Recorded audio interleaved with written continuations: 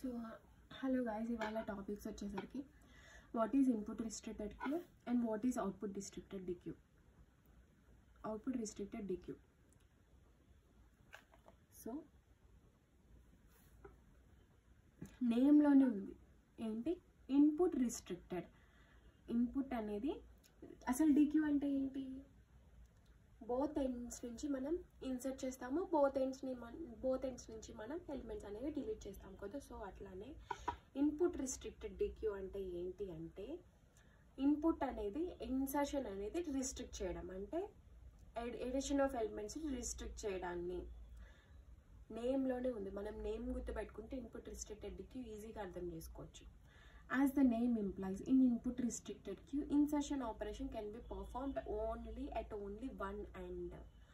Insertion operation input restricted కాబట్టి input అంటే edition of input ఇవ్వడం, అంటే యాడింగ్ అంటే మనం ఇన్పుట్ అని కూడా అంటాం కదా.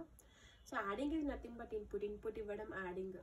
So insertion operation can be performed at only one end నుంచే మనం ఇన్సర్షన్ ఆపరేషన్ మనం పర్ఫార్మ్ చేసి while deletion can be performed at both ends.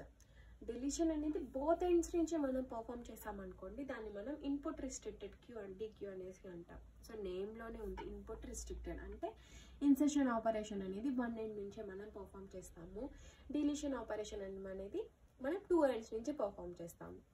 So input restricted DQ ఇప్పుడు అర్థమైంది కదా. So what is output restricted dequeue? Output restricted DQ అంటే ఏంటి, అవుట్పుట్ని restrict చేయడం, అంటే అవుట్పుట్ అనేది ఒక ఎండే పర్ఫామ్ అవుతుంది, ఇన్పుట్ అనేది బోత్ ఎండ్స్ నుంచి మనం పర్ఫామ్ చేయొచ్చు.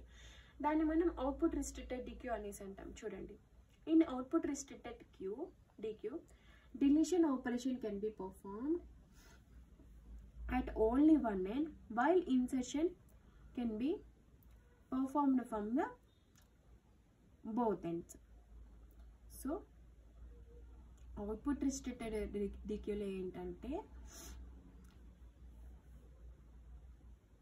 ఏమవుతుంది, deletion operation can be performed at only one end. Output restrict అయింది కాబట్టి డిలీట్ అనేది ఓన్లీ వన్ ఎండ్ నుంచే ఒక ఎండ్నే పర్ఫామ్ అవుతుంది. ఇన్సర్షన్ అనేది బోత్ ఎండ్స్నే పర్ఫామ్ అవుతుంది. ఓకేనా, దీన్ని మనం అవుట్పుట్ రిస్ట్రిక్టెడ్ డిక్యూ అంటాం.